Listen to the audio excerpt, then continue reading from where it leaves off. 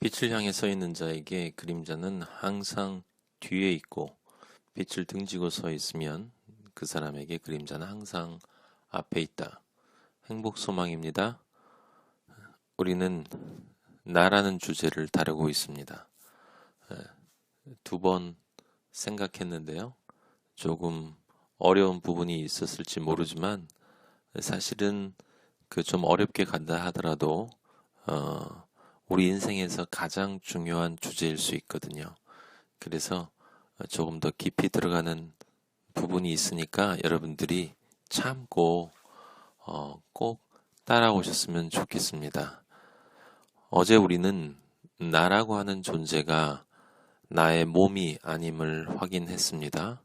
그리고 나라고 하는 존재가 나의 마음도 아님을 확인했어요. 일단 그 몸은 그냥 물질이고 그리고 본능에 따라서 움직입니다. 그런데 이 몸과 이 나라고 하는 존재가 정말 동일하다면 일치해야 하는데 그 몸의 욕망과 실제 내가 원하는 것 사이에 갈등이 굉장히 자주 존재하는 걸 확인했죠. 아주 우스갯소리로 화장실 이야기도 했었고요. 그래서 몸은 내가 아니다. 그냥 나의 몸이다. 마음도 역시 내가 아니다.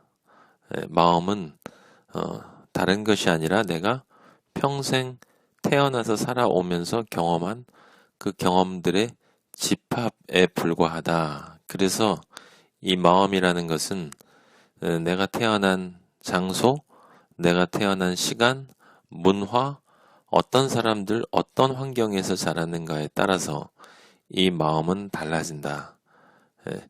그런데 그 마음을 우리는 나라고 생각을 하고 그 마음 중에서 마음을 통해서 만들어진 다른 사람들이 볼 때 좋은 거를 나라고 만드는 경향이 있다. 결국 무슨 뜻이냐면 보통 우리가 나라고 하는 에고, 자아라고 어려운 말로 하는데요. 그것이 시대와 공간에 따라서 달라진다라고 하는 거예요. 그런데 참 이상하죠. 시대와 공간에 따라서 어떤 사람이 어떤 모습으로 나타나는데 하지만 그 모습들의 이 다양한 변화에도 불구하고 그 사람은 분명히 그 사람이라고 하는 거예요. 다중인격자가 그 대표적인 사례이고요. 그래서 이제 여러분들에게 이런 명백한 사실에도 불구하고 그 석가나 신경생물학 같은 과학에서는 이 나라고 하는 존재를 인정하지 않고 결국 그 마음 자체가 결국 나다. 신경생물학에서는 그걸 뇌라고 하고요. 그렇게 이야기한다라고 말씀을 드렸고 그것이 가지고 있는 문제점도 말씀드렸습니다. 간단하게 한번 생각을 해보세요, 여러분.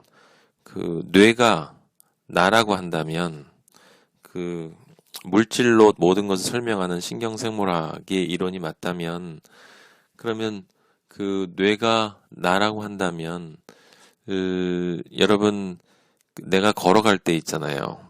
걸어갈 때 지금 발이 움직이는 것입니까?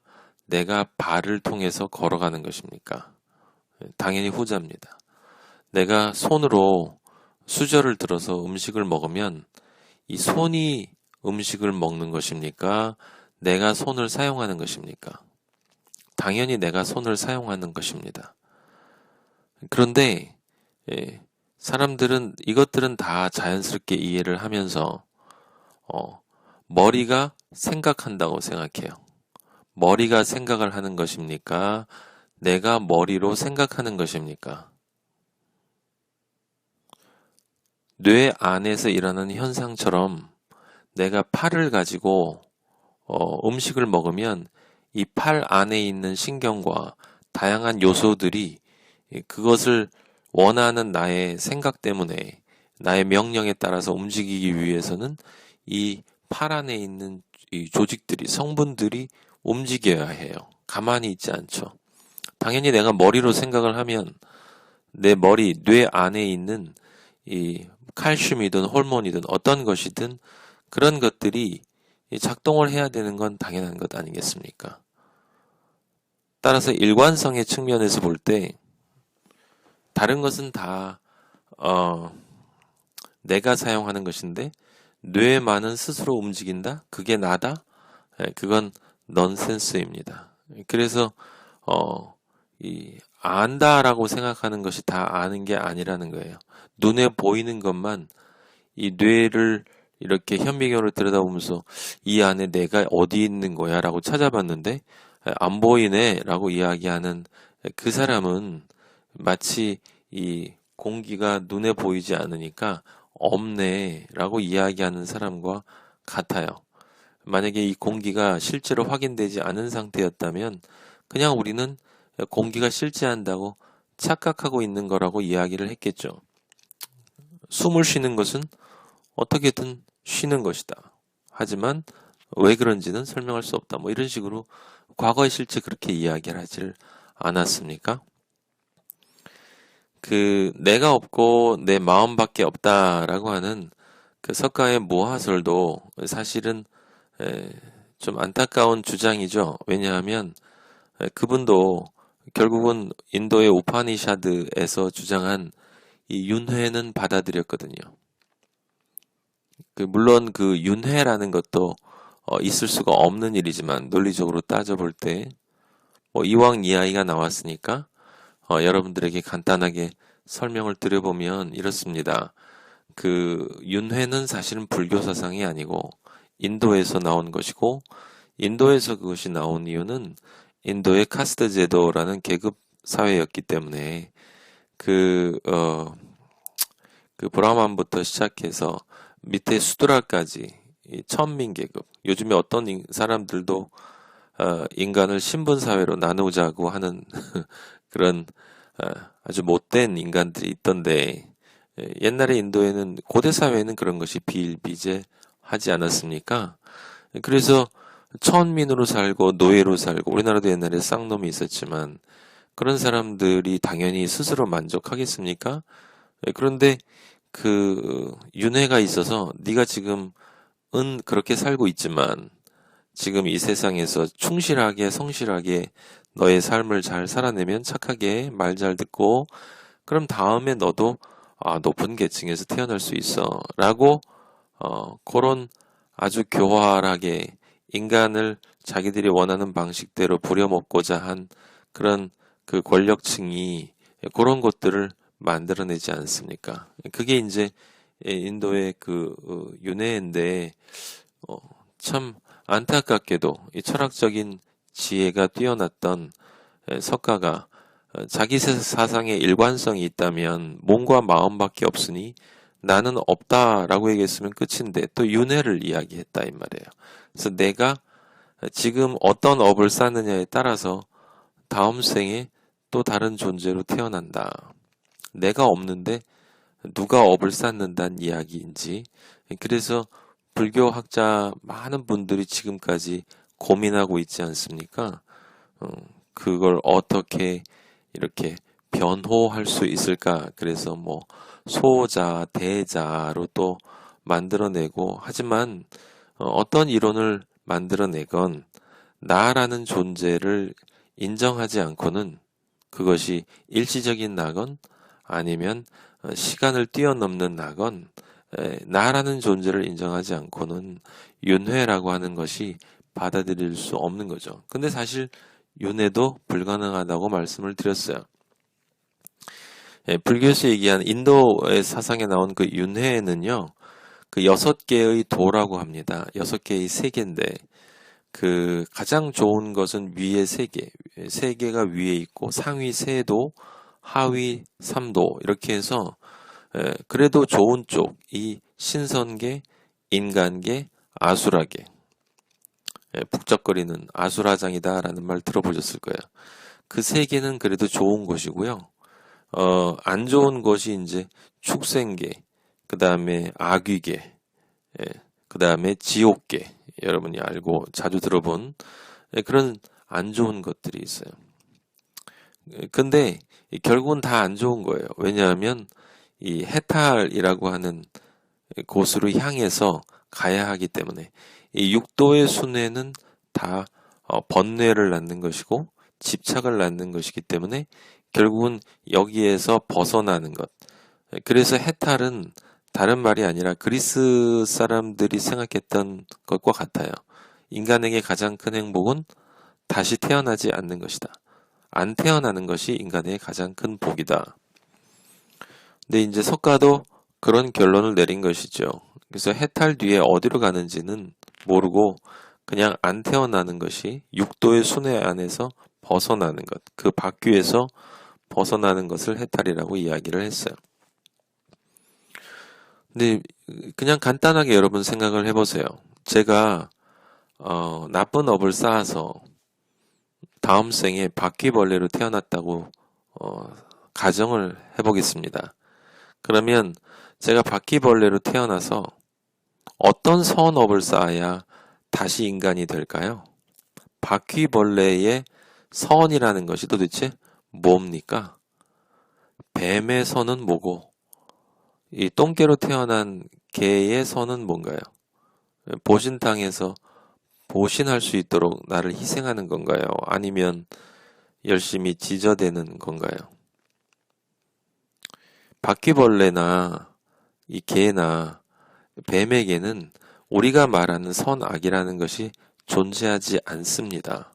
왜냐하면 동물에게는 약육강식의 본능, 생존 본능 이것 이외에 다른 것이 없기 때문에 물론 본능적인 쾌락욕도 당연히 있지만 권력욕도 있고 하지만 그것이 본능의 수준에 머무르기 때문에 이 서로가 이렇게 합의를 해서 이게 선이다 저게 악이다 이런 것이 없어요.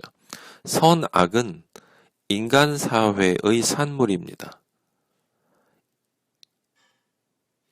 우리가 살고 있는 이 세상에서 우리가 말하는 선악, 사람을 죽이는 건 나쁜 일이잖아 라고 이야기하는 게 어떤 사회에 가면 선이 될 수가 있는 것이죠.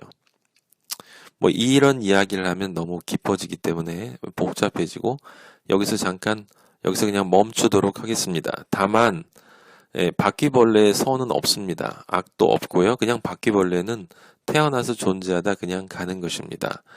그렇기 때문에 육도라고 하는 순회, 윤회라고 하는 것이 존재할 수 없는 거예요. 여러분 우리 행복 소망 식구 한 사람 한 사람, 저 모든 인간은 그 이름을 가진 그 존재는 단 한 번 태어나서 단 한 번 살고 단 한 번 이 땅에서 사라지는 것입니다. 자, 우리 하던 이야기로 다시 돌아가면 나의 몸도 내가 아니고 나의 마음도 내가 아닙니다. 따라서 나라고 하는 존재는 이 내 몸 안에 어딘가에 있지만 심장을 해부를 해봐도 보이지는 않지 않습니까? 그리고 내 마음의 움직임을 아무리 관찰해도 거기에는 나가 없어요. 그건 그냥 경험한 덩어리이기 때문에. 나라고 하는 존재는 내 몸 안에 있지만 실제로는 가시적으로 확인할 수 없습니다.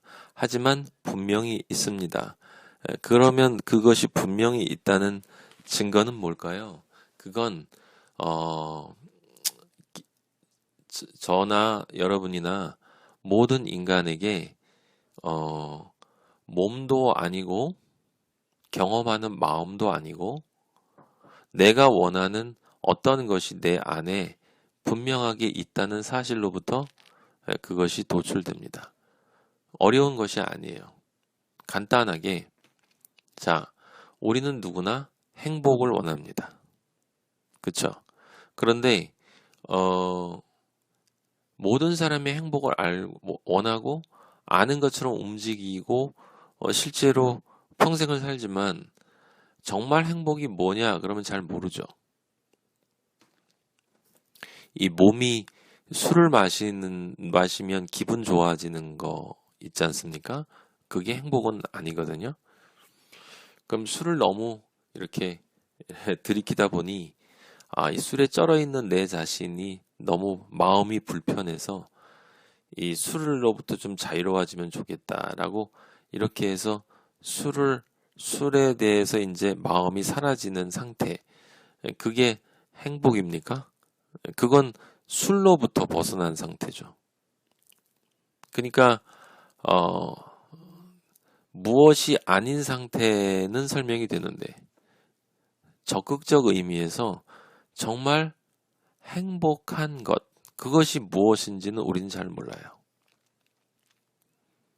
어딘가에서 조금씩 비슷한 것들을 경험을 합니다. 근데 분명한 건 모든 인간이 행복을 원합니다. 몸은 행복을 몰라요. 마음도 행복을 정확히 모릅니다. 왜 그럴까요? 자기가 경험한 것밖에 모르기 때문에요.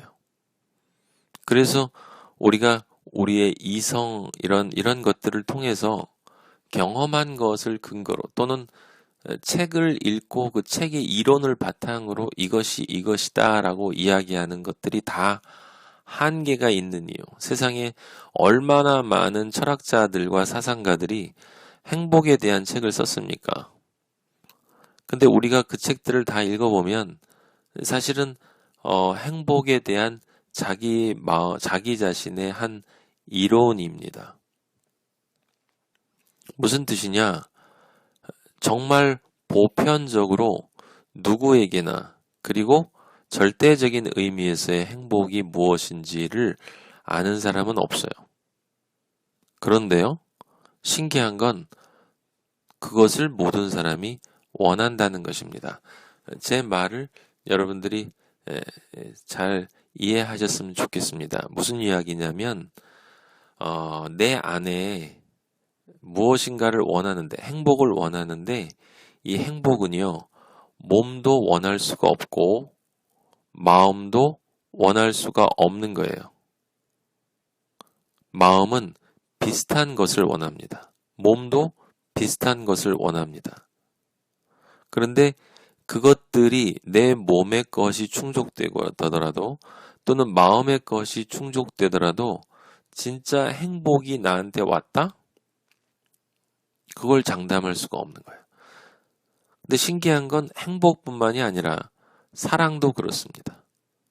내 몸이 생각하는 사랑이 있고요. 내 마음이 생각하는 사랑이 있어요. 근데 그것들이 충족돼도 내가 정말 그 사랑을 얻었는가라는 질문을 던지면 아니에요, 예요. 평화, 자유 마찬가지입니다. 여러분, 평화가 무엇입니까? 우린 분명히 누구나 평화를 원합니다. 근데 우리가 알고 있는 평화는 가장 확실한 평화는 전쟁이 더 이상 안 일어나는 거예요. 근데 우리가 원하는 평화는, 내가 원하는 평화는 그런 평화가 아니거든요. 전쟁이 안 일어나는 것이 아니라 그런 소극적 의미의 평화가 아니라 적극적 의미의 평화. 그 적극적 의미의 평화란 뭘까? 뭔가 상상되어지고 어떤 단어들을 사용해서 뭐 모든 사람이 뭐 서로 공존하고 상생하고 뭐 이런 싸우지 않고 다양한 표현들을 써서 이야기할 수는 있겠지만 잘 모릅니다. 핵심은 이것이에요.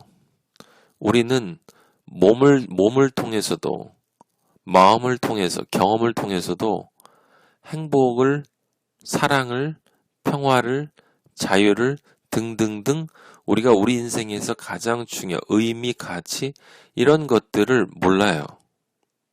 확실하게 알 수 없습니다.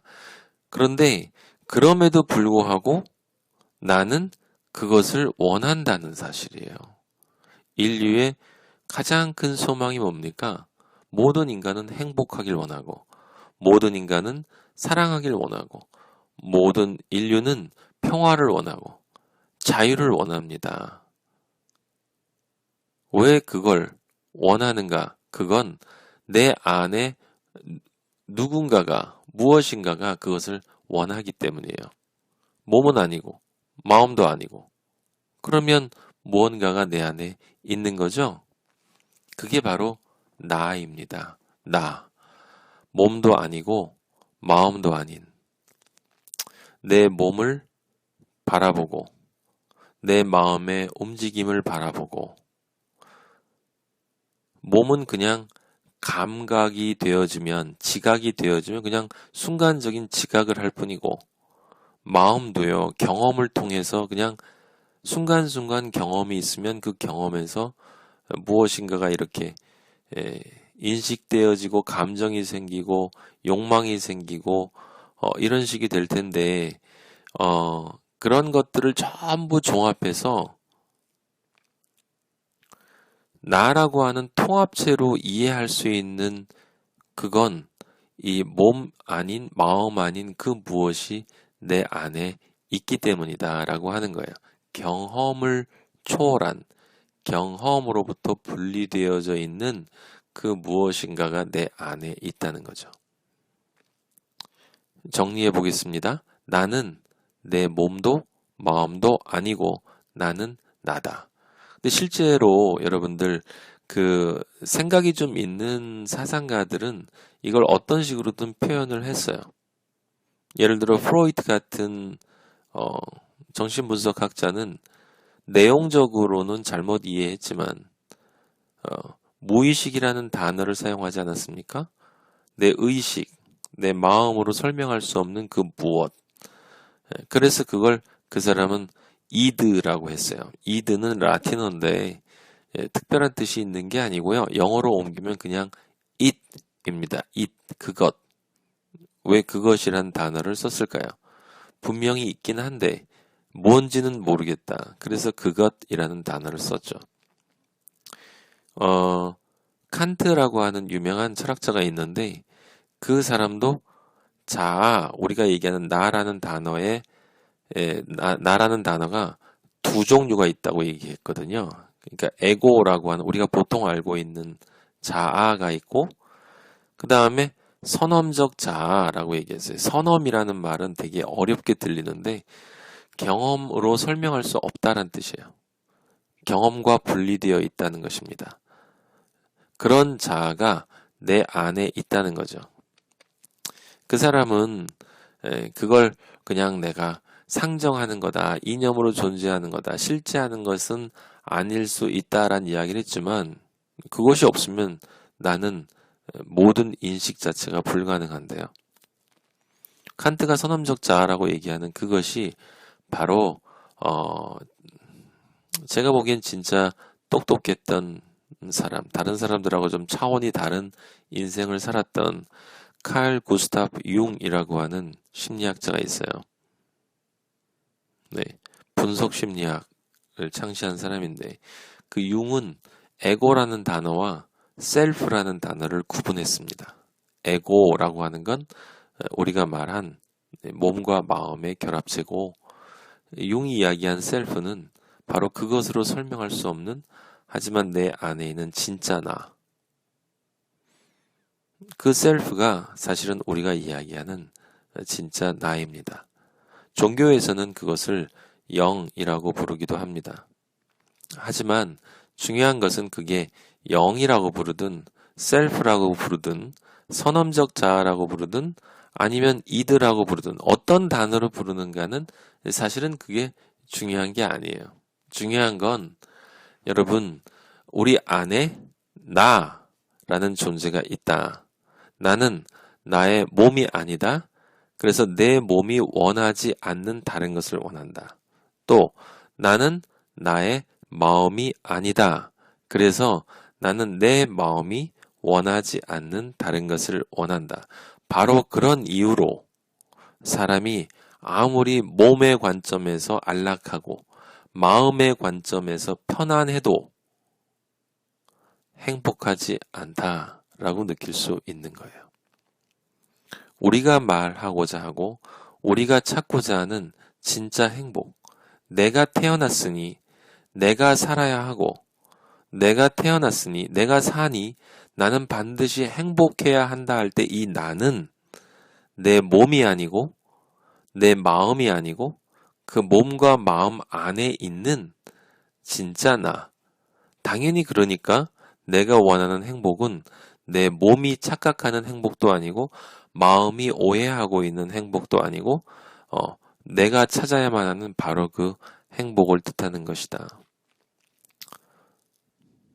여러분, 이 진리는 정말 정말 정말 중요한 것입니다. 네. 왜냐하면 내가 행복한 것이 정상이기 때문입니다. 내일 뵐게요. 감사합니다.